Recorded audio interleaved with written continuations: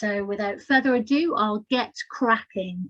So thank you very, very much for joining us. It's been a little while since our last Workforce Wellbeing webinar, probably because we've all been too busy doing the work. But this evening's webinar, brought to you by the Intensive Care Society Wellbeing Project, is around the narrative of wellbeing, and we've called it Rewriting the Wellbeing Narrative, the Core Conditions to Thrive at Work. For those of you who've not yet met me, my name's Dr. Julie Highfield. I'm the National Wellbeing Project Director for the Intensive Care Society, and I'm a jobbing clinical psychologist in adult and paediatric ICU in South Wales. So what we're going to do this evening, it's a 1-hour webinar. First, you've got me giving you a bit of a presentation, thinking about mental health, wellbeing, and what it is our ICU staff need to thrive at work. And then I'll introduce you to our panel, and we'll have a panel discussion about what came up in the presentation. And then we'll have an opportunity to answer your questions. So hopefully it'll be quite an interactive evening, and you'll have the chance to ask questions as we go and get into a bit of discussion. So a good start is to actually take a step back and ask what we mean by well-being. It never ceases to amaze me how people think they know what well-being is, but don't necessarily define it well. And I think people often get caught up with the wellness movement rather than well-being.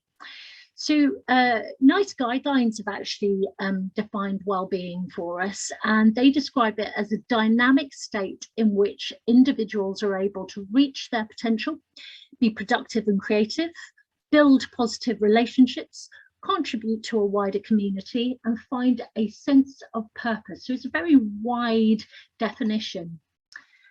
And of course, when we think about well-being in the context of work, we know that work has an important role in shaping that for good or for bad. And that's really a complex interplay of the interaction of the environment, the nature of the work, life outside of work, and who you are as a person. And we know that people experience stress when these are out of balance, when there is excessive pressure or demands. So a really good way of thinking about well-being at work is actually to drop the word well-being altogether and actually think about thriving at work, the core conditions to thrive and do the job well. And that's really what we're here to talk to you about tonight. Stevenson Farmer Review, UK government paper from 2017, co-written by the lead for UK Mind, talked about actually creating those core conditions. And what we want is the majority of staff to sit within that large green bubble and thrive at work. What we've seen during the pandemic is the smaller line bubble has probably grown, but the people struggling at work has been a focus. And we have seen people who have become unwell as a result of work and needing possibly to be out of work or off sick or leave work altogether.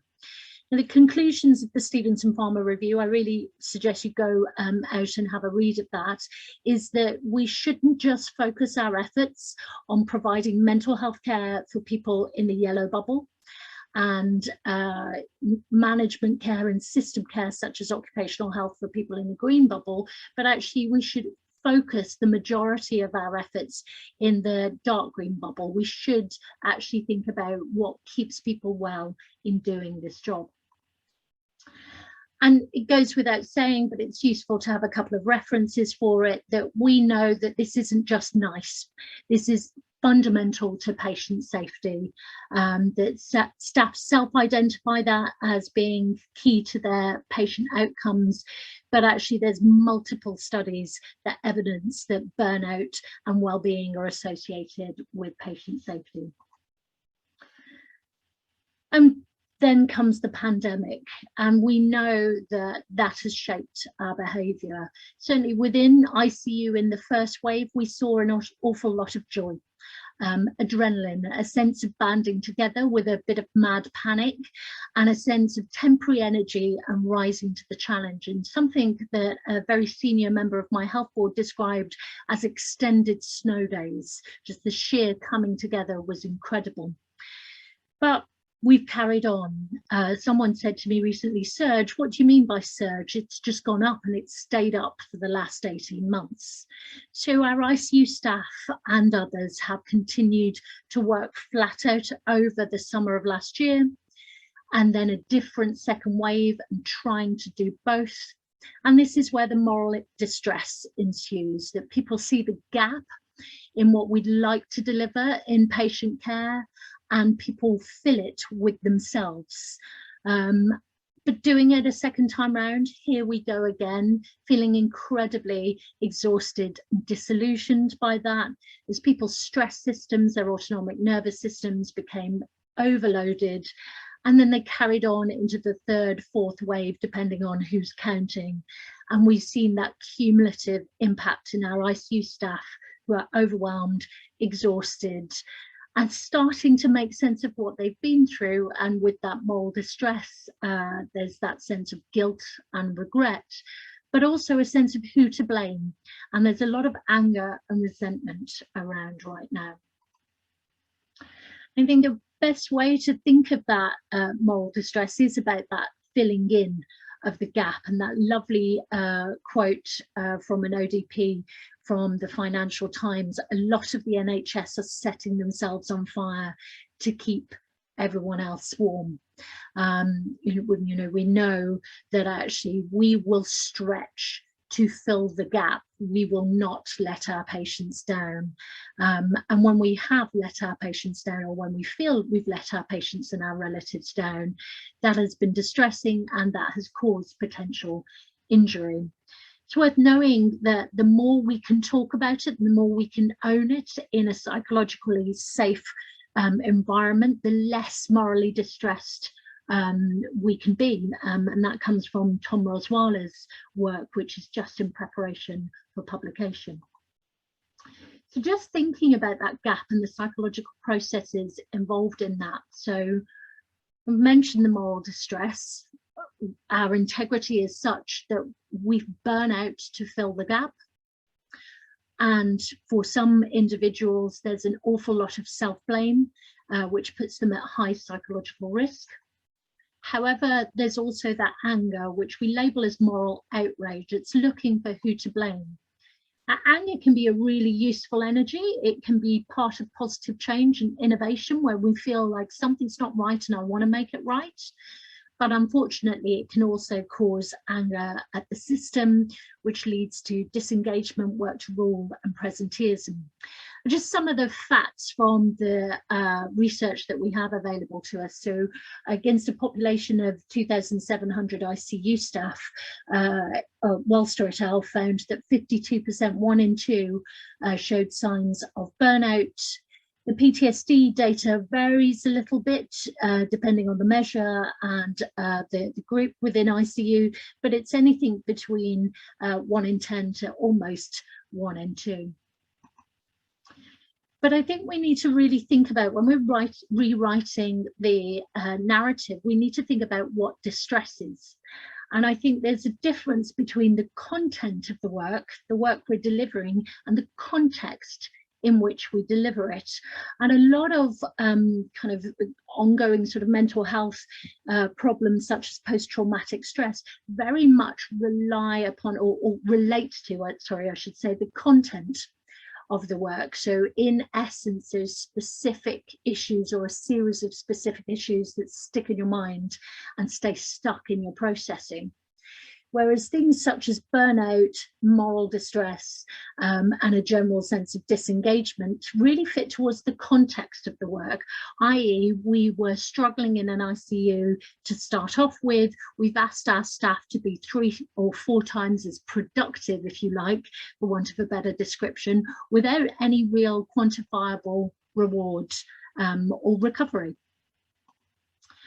So we've done some interesting things, the Royal We, I think the ICU community, with mixed results. There are various wellbeing initiatives that are resource and gift focused. These are welcome, they're quick wins, but they don't necessarily change the conditions. Space-focused initiatives do change the conditions. It's a little sad to me to realise that how bad we were at even creating rest facilities within NHS trusts. But we've also seen the emergence of so-called quiet corners, quiet rooms, wobble rooms, which are useful spaces for retreat, but they don't change the work. Slightly more useful ideas are the ideas of team-focused initiatives. Things like reflective rounds, taking care, giving care rounds, etc., are helpful. It's worth knowing that that really varies by unit size, and it varies by the psychological safety of the team. So it's very hard to come together and share safely in that ICU environment. Then we have our more mental health focused interventions. So, in England, we have resilience hubs across all NHS trusts across the 4 nations. There are various different forms of occupational health and employee wellbeing. We really think of those as a tertiary intervention. In psychology, they're about fixing damage. There can be a little bit of preventative work depending on the timing of those, but they're very focused on the individual, although I am aware of the efforts of resilience hubs to do more and more teamwork as time goes on. And then there are things, and certainly we've done this within the Intensive Care Society, that are training and awareness focused, that are around understanding yourself, learning tips, learning how to manage this work. That's useful but limited. The evidence from the UK Health and Safety Exec is that if you give people awareness training without changing their core conditions to thrive at work, they'll learn that their workplace is a bad place for their mental health and they will leave. So-called resilience training doesn't necessarily teach people to be resilient. And a very useful thing was said to me today, which is resilience is for systems, not people. A really useful way of thinking about it, and that team resilience. Stepping into resilience, I know a lot of psychologists are tuning in tonight and later, and it's really important that one of our national bodies, the British Psychological Society, has a very specific position on resilience that is worth sharing from this document I contributed to from the BPS response to the House of Commons Health and Social Care Committee last year, which is we recommend a move away from viewing resilience as a fixed characteristic of individuals. Resilience is not a characteristic or a skill, but it's a dynamic interaction between the person and their environment. Staff susceptibility to stresses could be reduced in the future if NHS trusts focus on the balance between individual personality traits, but also job demands, support systems to achieve employee wellbeing, as described as the job demands resources model. So really thinking about those job demands and resources. But the society's view is that if this is a systemic issue and there is no one single cure. So the important thing when we think about changing the narrative is, instead of treating the consequence, can we manage the gap that staff stretch to fill? Coming back to the UK Health and Safety Executive, their stance on workplace wellbeing is that we should create those core conditions for people to thrive as much as possible. And this is what they call primary prevention, the top of this table, to really aimed at modifying or eliminating stresses in the workplace, or actually creating the core resources to carry out the job. And that's staffing, that's training, that's safety and equipment, that's infrastructure and environment. And that's things such as enabling the leaders to do a good job. That we should focus less on secondary and tertiary interventions, which are around education and mental health intervention. Useful, but not useful on their own without primary prevention. Just to say, another society says it, the King's Fund. Again, their evidence points towards the systemic preventative approach, thinking about emotional labour, workloads, team, diversity, managing bullying, harassment, thinking about civility and respect, thinking about supervision, kindness and compassion. So just to put a little plug in for the work we have been doing in the last 13 months in the Intensive Care Society, We started very much in those secondary and tertiary interventions, the top of the triangle, and we're trying really, really hard to work towards supporting that more primary approach. Just a little plug, I'm really pleased to say that we were recently commended by the BMJ. We've had 90,000 points of contact since we began, and everything we do is free. You don't need to be a member, and everything is accessible via that website there. So to just introduce to you this evening our guidance, so you'll find it on, you can just go to the simple link, but that's the full link to our Wellbeing Hub and straight to the document. And what did our document say? Our document was created across 29 stakeholders and all of the main groups within intensive care, and it came up with 10 recommendations. Number one, as I've been saying, let's be preventative, not just responsive. Number two, leadership is key to well-being. Staff communication and feeling like they're part of the work and engagement is key. That actually that job demands resources is really key in terms of how we design the job, but also how we provide resources to enable people to deliver safe care. And specifically to that, number five is thinking about education and all sorts of different opportunities for development and progression. Number six, environment, infrastructure through and through. We can't do this while our ceiling is falling in. Number seven, we can't do this alone. It's all about our relationships, our peer support, and our unit culture. And then lastly, thinking about the tertiary, we should measure and monitor our well-being. We should keep an eye on well-being. We should help people to understand staff stress and trauma, and we should help people with access to psychological therapies, but not without the other 7 key recommendations. We've gone one step further of late, and people on my panel this evening have been part of this development. We've developed a best practice framework assurance and improvement tool.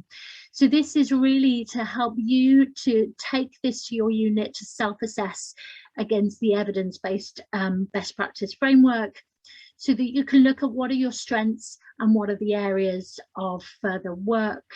It's free to download and free to use, and we're really encouraging people. We're launching the tool tonight, and we'd really encourage you to trial the tool and get in touch with us via our wellbeing@ics.ac.uk email link.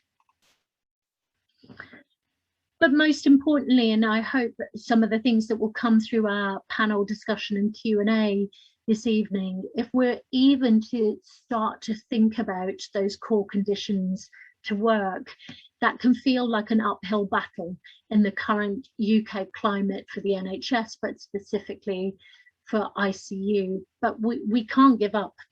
Our staff are leaving because they think this is the new normal, but we really need those chinks of light to restore our ICUs. We need to think about how people do their job safely and how we staff the unit to our new surge capacity and our continued surge capacity, not to our pre-pandemic numbers. We need to create those core conditions by the way we invested staff. And this is the best way for us to thank staff for everything they've done for us. And that's through that education planning progression, but also about the environment and the infrastructure and the equipment to do the job. But also it's all about relationships. Our units have been somewhat pulled together, but they've also been somewhat pulled apart. So we need to re-engage our staff. Our staff are burning out and they're losing faith. So our most important gift is our time with each other. So every chance we can get to spend time together and to communicate with each other, and every chance we get to say step by step we wish to restore the ICU, is the way forward. So I'm joined with a lovely multi-professional panel this evening, so I'll stop talking and I'll give them the floor. I have the lovely people, Julie Platten from representing nursing, who is a network manager and the chair for CC3N. Catherine Playwright, who is a retired but certainly doesn't seem to be stopping consultant nurse. Emma Swingwood, who's a respiratory physiotherapist and the chair of the ACPRC. Skylar Powlick, an ST8, soon to be a consultant in Bristol in ICM and anaesthetic, and Mike Cararetto, a consultant in ICM and anaesthetic. So I will stop sharing and I will improve my lighting conditions and ask my panel to switch on their cameras, be ready for a little bit of panel discussion and debate. So thank you so much, working above and beyond in your evenings after your working day, just like ICU staff always do. First thoughts on what I've presented. Anyone want to open us up with their thoughts?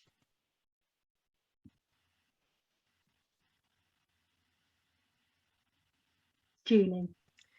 Yeah, I'll go first then. I think it's fantastic, and this has been sort of repeated over and over again, but we have still yet to see any action to back it up. So it's all words at the minute, and that's how our staff feel, that yeah, you're saying the right words, but then you're asking us to take 2 patients while we get the electives through. Absolutely, absolutely. And this is the perpetual place we find ourselves in, isn't it? You know, this is the evidence base, this is what we should be doing, but we're not doing it. And our systems are still putting our staff through, it's nearly 2 years now, isn't it, of this stress. Catherine. And we know that that's something that we're hearing time and time again from our nurses. At our recent BACCN conference, it came across very strongly how staff were feeling and how they're just at that sort of on the edge. And we had people in tears talking to us about different things. I think it's going to be a long, hard winter ahead. Yeah. If only it were a month. I know. I was wishful thinking there. Yeah, absolutely. Mike. Hi, Julie. I made it just in time. You did, thank you. No, it's really good to be here. It's really important to be here. I think what I'm really pleased to see, and I hope that people are starting to understand, is the shift away from looking at this as a problem of individuals and understanding that it's a systemic problem, that it's how the whole organisation look after their staff at work. But so the core conditions to thrive, I think, is something that is starting to enter people's consciousnesses now. But of course, it's not an easy thing to do. So I think it's a step which an organisation has to take, and they've got to put a skilled team of people in there in order to be able to do some of this. And obviously they may have skilled individuals already who can start the process, but it requires the investment, the time and effort, and a group of people to really tackle this. And I think that's what's going to make the big difference moving forwards. Yeah, absolutely. And that kind of falls on from a question that's just been put in the question and answer box from Ivor Evans, who just said, "But where are these resources going to come from? How are we going to get more training, better conditions, less pressures?" Yeah. And they've said we're more stretched than we've ever been, and it's not going to go away. And that's kind of what we're saying. That's the message we're hearing from all our professions. And yes, it's right that it has to come from our organisations, but where and who and how? Yeah, and that's the golden question, isn't it? Emma, go for it. I mean, I agree with everything that everybody said, but building on what Mike said, I think as AHPs, and I know I'm a physio, but I'll talk for AHPs if that's okay. I think the pandemic has been amazing in that we are very much part of this one team, and that wasn't always the case looking back 10 years or so. So that's an amazing positive thing. But at the minute, everybody feels that they're just going around in circles and you actually can't get off this merry-go-round. And I worry that going forwards, hopefully we will see some of these resources and these strategies be put in, but as soon as the non-clinical managers, their priorities will change once the COVID numbers start to drop. But I really don't want to see these strategies and these resources disappear suddenly. And I think the impact of COVID psychologically is going to go on for many, many years. And we talked about this the other day. You just don't know what that trigger will be to set somebody off again. And it could be the smallest thing. But I think that's a concern. And so we need to make sure that whatever is put in place has the ability to stay there. And rather than wellbeing be this special thing because of a pandemic, it just needs to be normal. So that's what I'd really like to see. Yeah, I know it'd be interested if there's anyone in the audience from a resilience hub, but my understanding is that resilience hubs have had 1 year's worth of funding. So even though they don't answer everything, they are that tertiary intervention, but they're really useful. They're short term. Skye, do you want to come in? Yeah, I think there are some things that that were addressed sort of during COVID that were an issue beforehand to make people's life simpler, which I think what some of this resilience is about. So where I work, I was in a hospital that I hadn't been in for 3 years, and the conversation is the same now as it was 3 years ago, which was about parking in the hospital. You know, that's one thing that stresses a lot of people out, and the cost of it as well. And, you know, it seems crazy that, you know, something quite as basic as being able to get to work and being able to park at work and not having to turn up 2 hours before your shift starts, like some people do in order to get a parking space, is making people stressed. And, you know, where I am in Bristol, they've made the parking free for a period of time, and now they've just started charging again. And the NCP car park across the road allowed people that did drive to that. Now, a lot of people do cycle in Bristol, including myself, so I don't have that. But, you know, you can see the impact that this has on people not being able to park.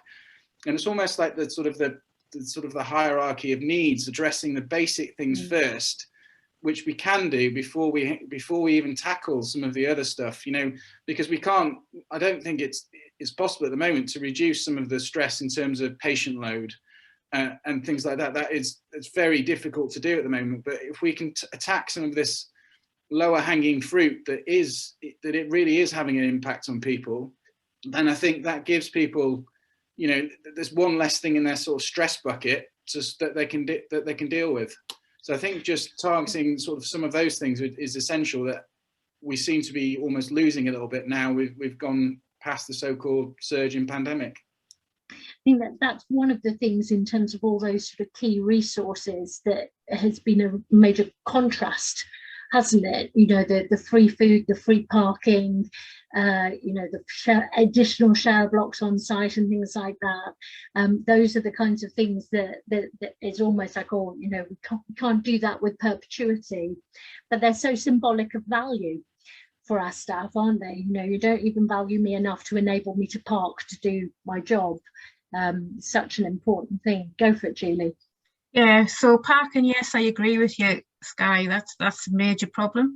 But so is just a restroom that is comfortable, that people can go and just sit and chill out and have a break and have something to eat.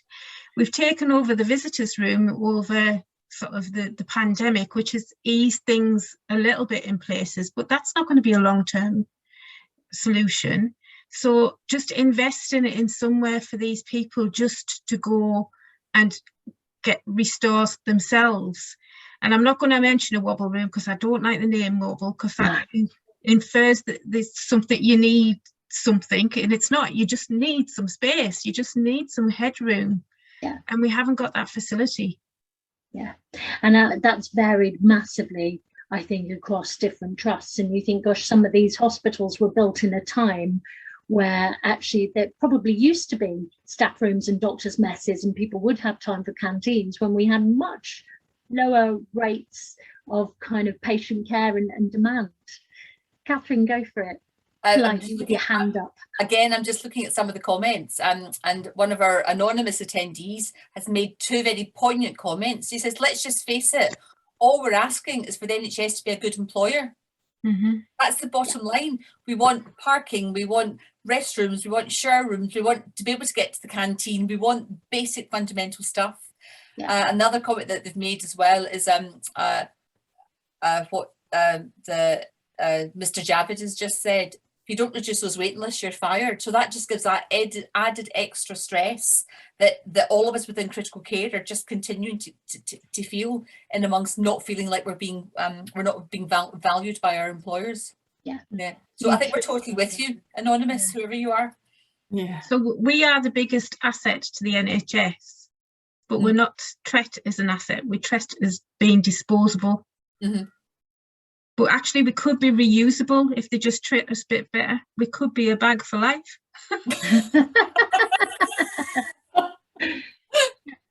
Sky, you popped your hand up there for a second.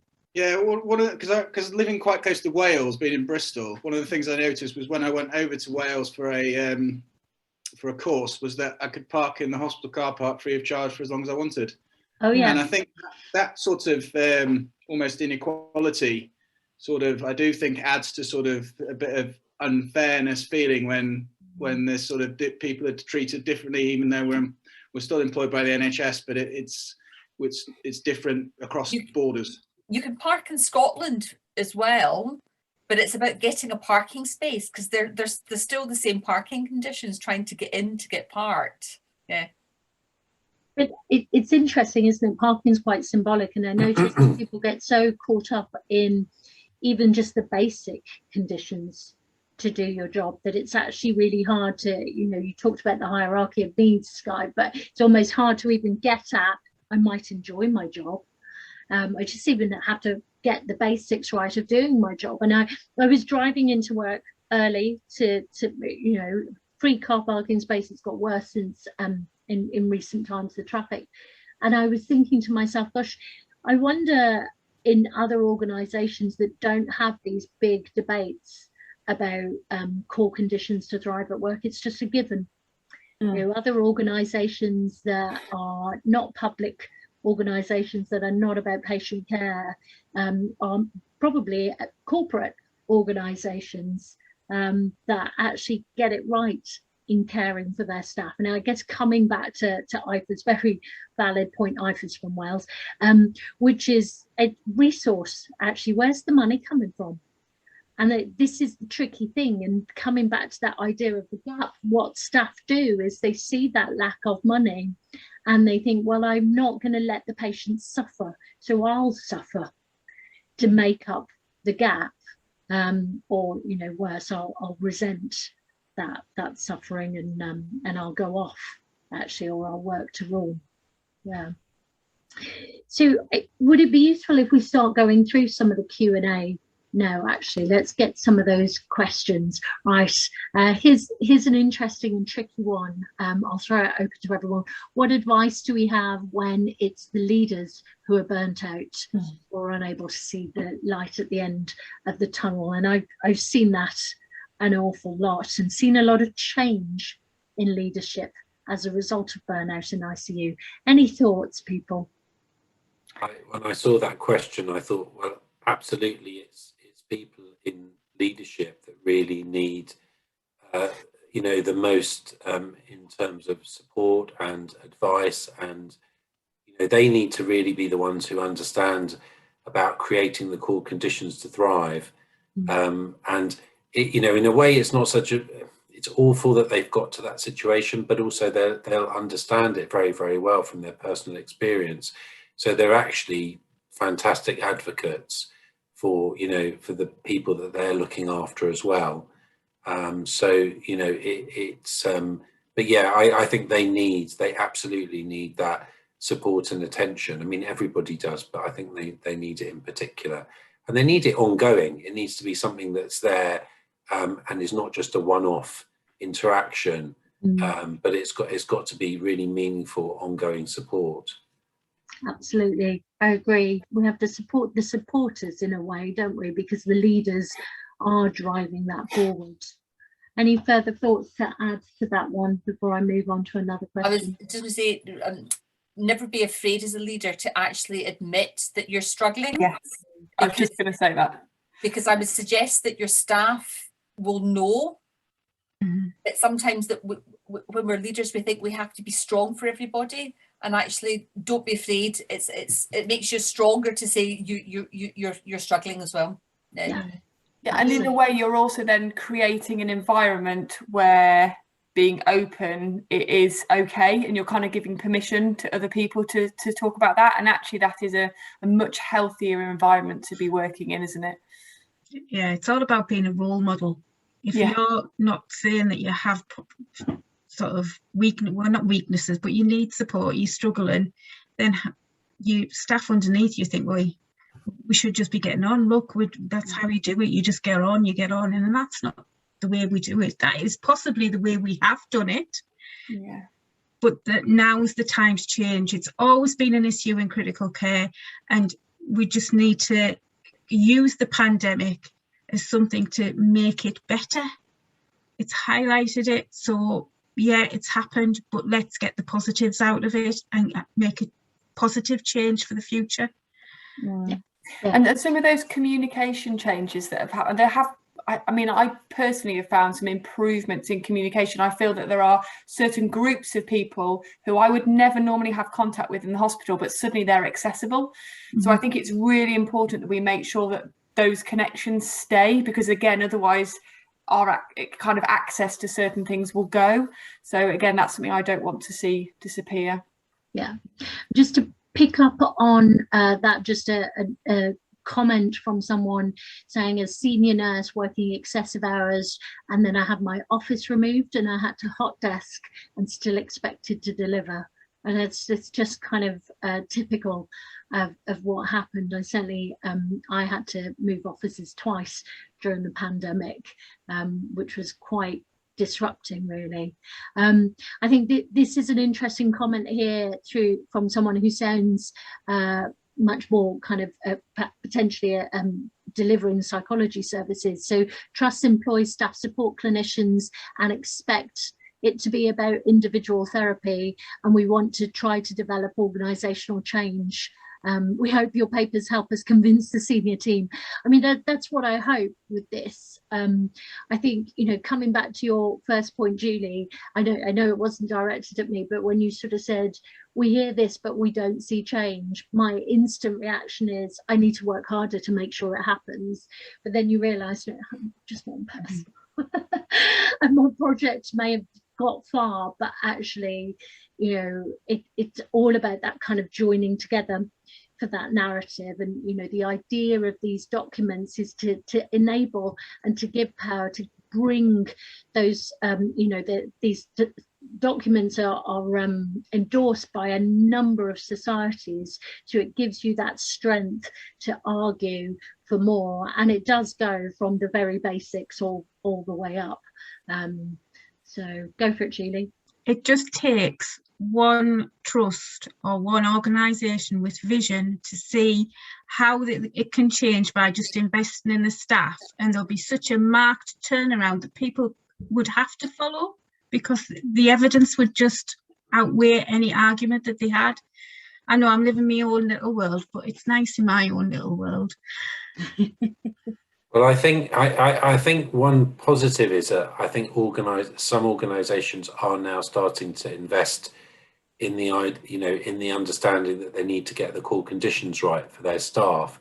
So there are trusts around the country that have done this. I mean, notably in London, there are a couple of trusts that seem to recruit quite large numbers of clinical psychologists for this very purpose. And I'm very lucky that the organisation I work in has just recruited something for an organisation-wide based approach. So, but I wanted to say that the situation that we're in, isn't going to go away anytime soon.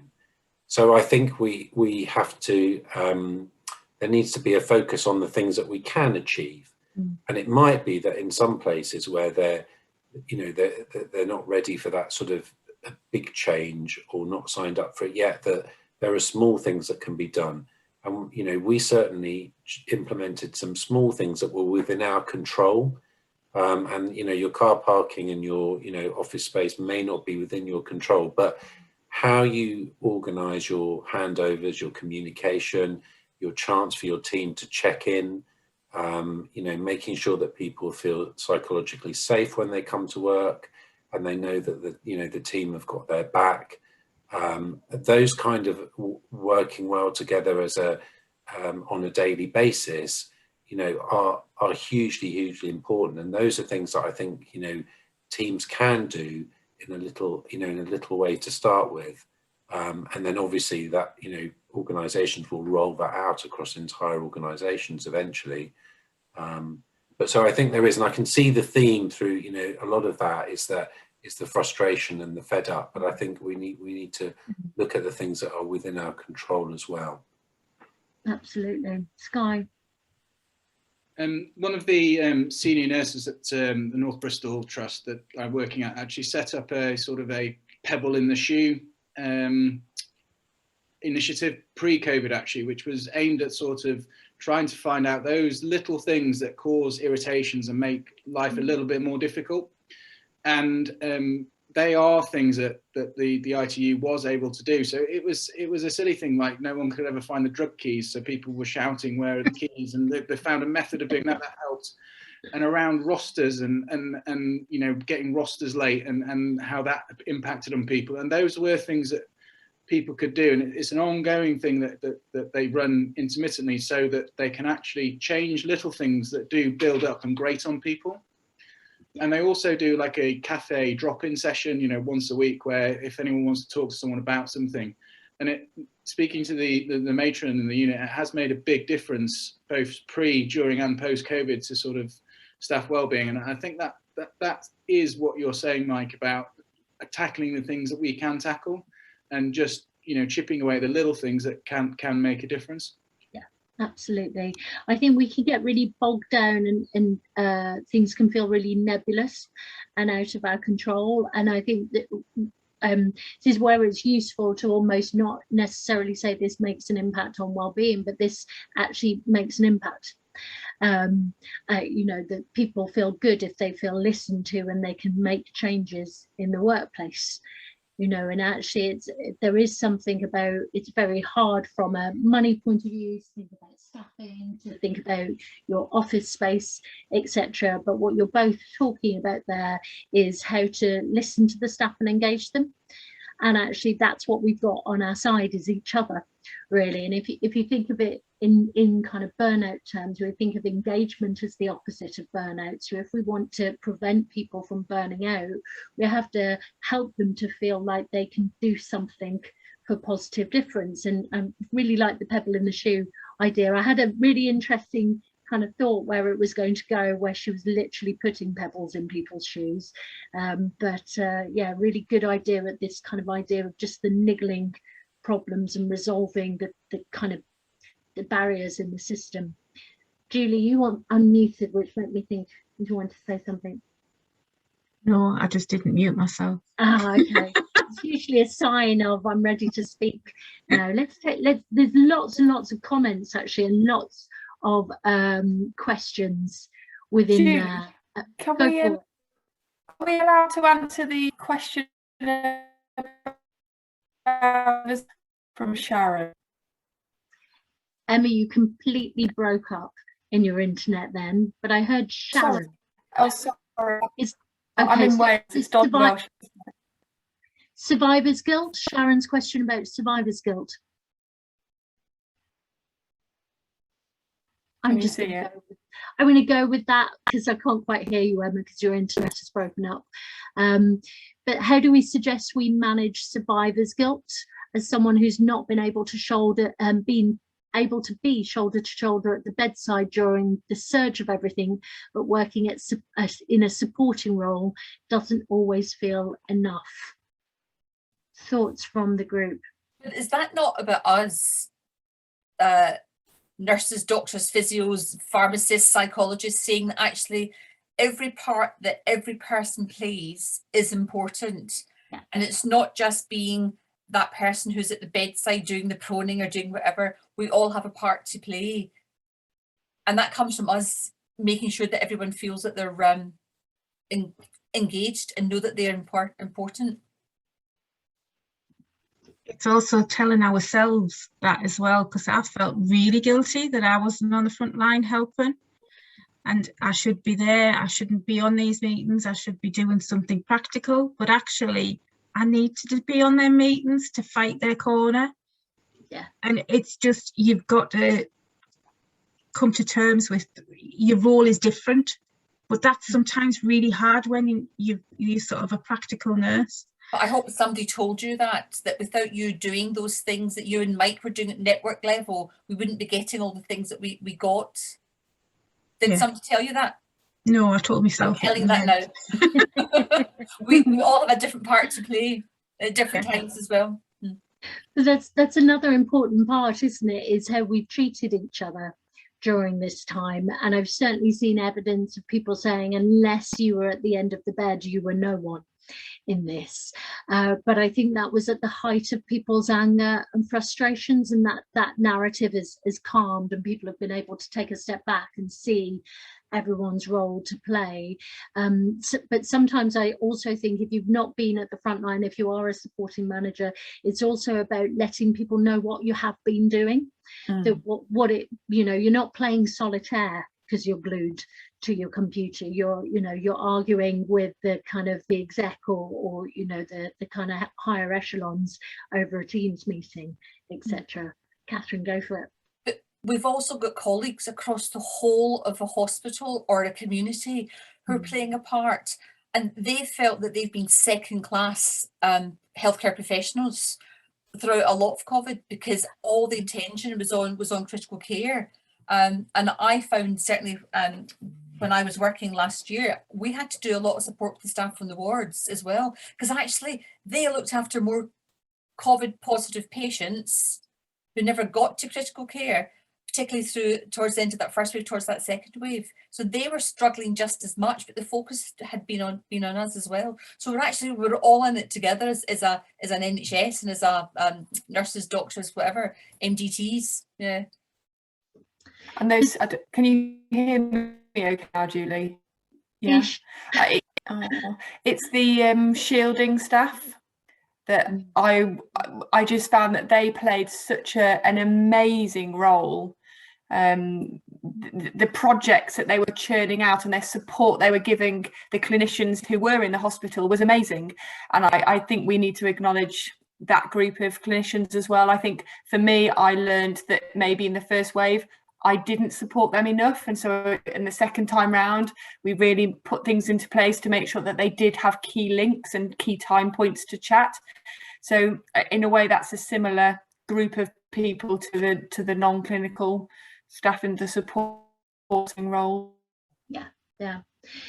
There are a number of, just kind of extending from that, in terms of just enabling all team members to actually engage in anything beyond the job itself. There's a number of different kind of questions around what do we do. And I know certainly on the Twitter chat before we joined in, I know Julie Platton's been a big part of it. We talked about things like the PNA, the professional nurse advocate role, and we can put in a number of different initiatives. People refer to Schwartz rounds, reflective rounds, team time, those sorts of things, supervision, time even for management, time for training, all of those resources we need. But how do we enable people to step away from the patient to do that? That's a big question, isn't it? Any answers? One thing that's come out of the GMC in the last, I don't know, couple of months was the thing that was allowed trainees to go less than full time if they wanted to, and they could drop that to whatever percentage they wanted to, so down 80 or 50, and it wasn't, you didn't have to have a good reason, which I think was the sort of the thing before. So in my deanery, they've sent this out deanery wide and said, look, you know, if you want to go less than full time, you can apply for it, and you don't have to give a good reason, and we can't say no. And that, I think, it's sad in a way that that's had to come around, and I think that's potentially come about because of people feeling a little bit burnt out from COVID and from what they've been through. But it is a positive that we're responding to it and allowing people, and people can use that time to sort of do other things. I'm hoping that people are going to use it for personal reasons. What I would be a bit afraid of is people using unpaid 20% time to do extra work, which I don't think is that healthy. But it does allow people to have a bit of freedom and a little bit more free time to sort of do what they want. The downside of it is, where's the extra 20% of staff coming from if people are going 80%? Yeah. And where does that come from? But I think it's a positive step that we're giving people the choice, but it might cause issues first when we could have a staff shortage again because of it. But I think it's important to give people the option. Yeah, I think flexibility is key. I was at a meeting today where someone said, oh, an awful lot of our staff are going off pregnant and we haven't worked out the reason why.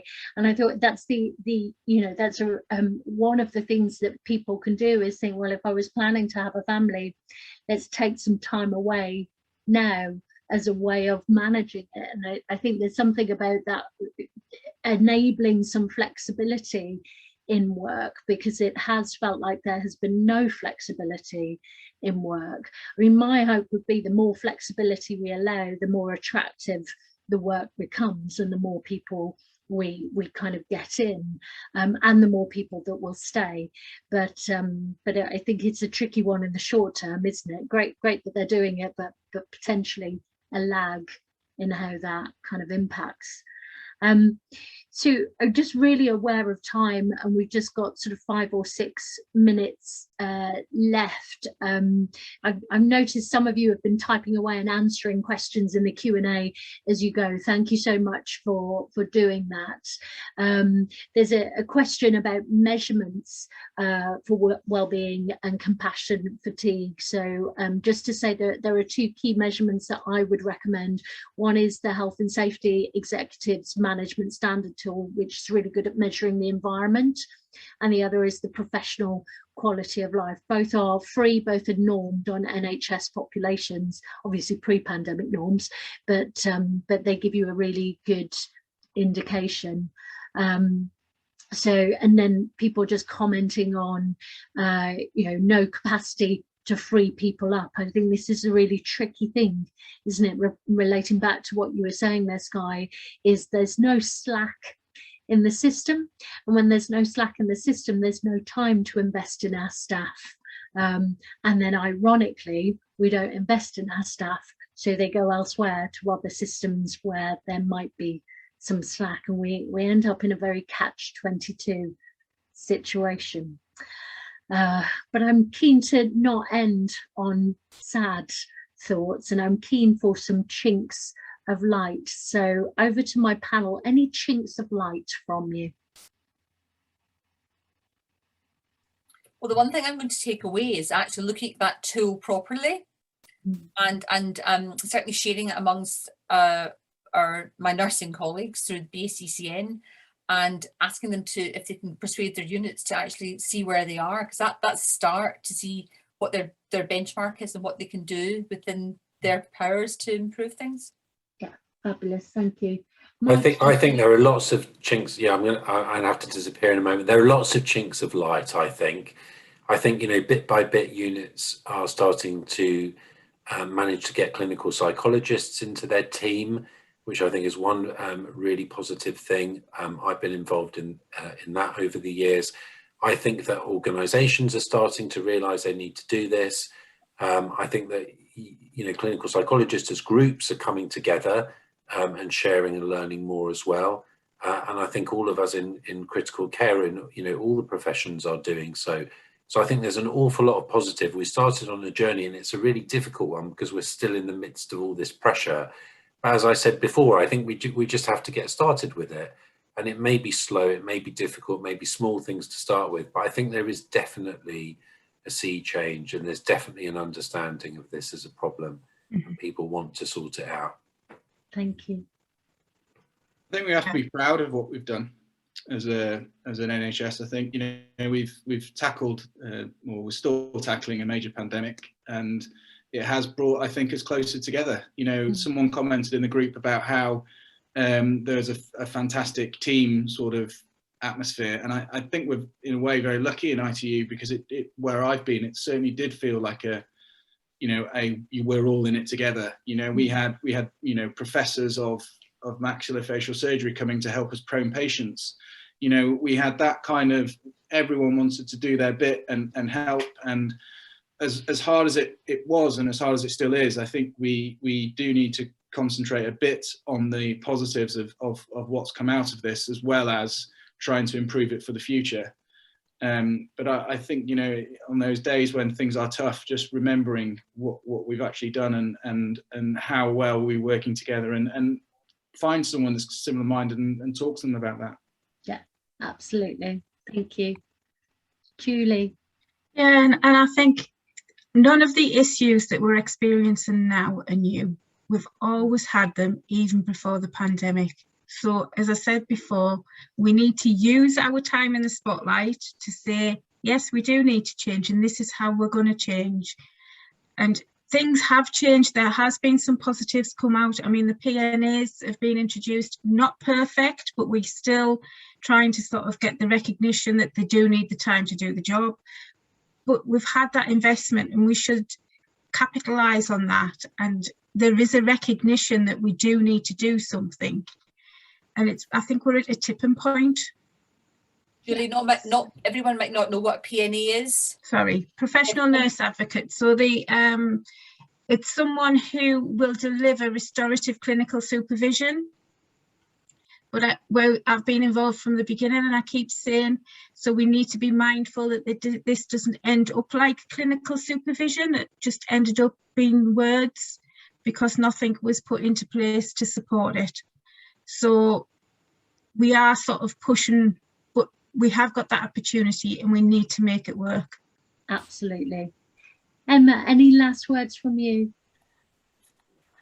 I mean, just everybody said it already, use the spotlight to keep the momentum going, and those good communication links that we've gained, keep those going, but pause every now and again just to work out where you're at, so then the psychology of it all has got time to catch up with what we've done physically.